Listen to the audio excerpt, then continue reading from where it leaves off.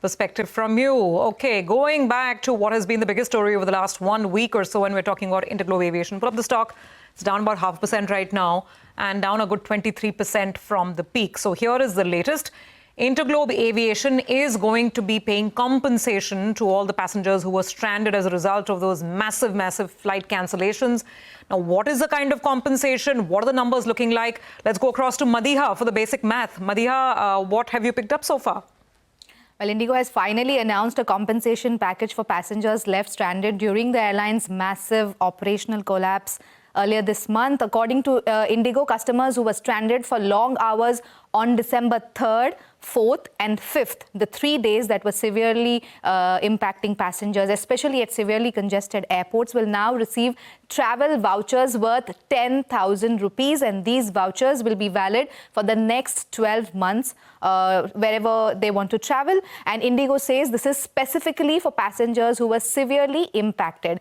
In addition, IndiGo will also pay 5,000 to 10,000 rupees as compensation depending on the block time of the flight to passengers whose flights were cancelled within 24 hours of the departure. This part is in line with DGCA rules and is separate from the travel vouchers that IndiGo is offering to those passengers. Now, let's break down the rough math that we have. IndiGo operates about 2,200 flights per day, and on December 3rd, the airline cancelled roughly 1,000 flights, again 1,000 flights on December 4th, and 1,500 flights on December 5th. That's a total of 3,500 cancelled flights in just 3 days. And if we consider an average 150 passengers per flight, that's 150 multiplied by 3,500 flights. That equals to 5,25,000 passengers affected during the peak meltdown window. And if IndiGo gives each of these passengers a 10,000 rupee travel voucher, the payout works out to 5,25,000 into 10,000, which is 525 crore rupees.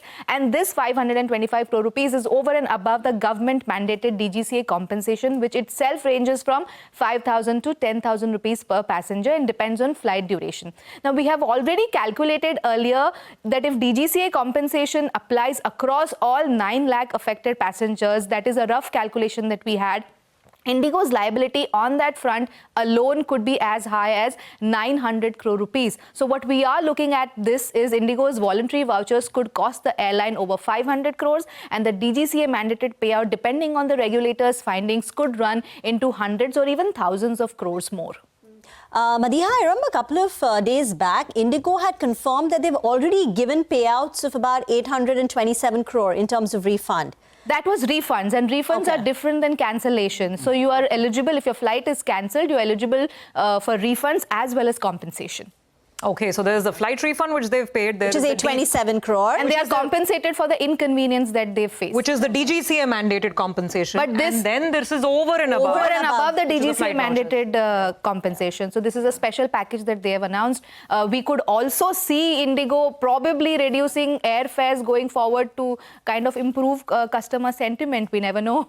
We can only hope. As of now, IndiGo has already said that in Q3 they've cut the guidance. Right? They announced that to the exchanges, that Q3 guidance is going to be cut and there could be some spillover in Q4, but this is all going to hurt the bottom line.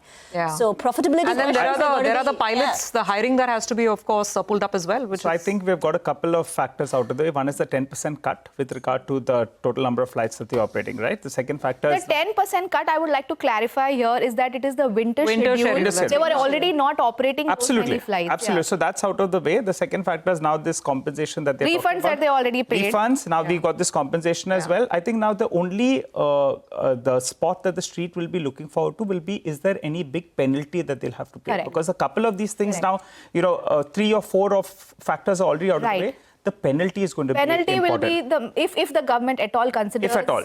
Because cutting their capacity in a market that is already scrambling for capacity will not be a good move, but we never know. But yes, I think financial penalty is the most likely decision. We need to see what the final says from the Delhi High Court. All right, and if we require any more clarity, Madiha will be joining in to help us out with that. Thanks a lot, Madiha, for joining in.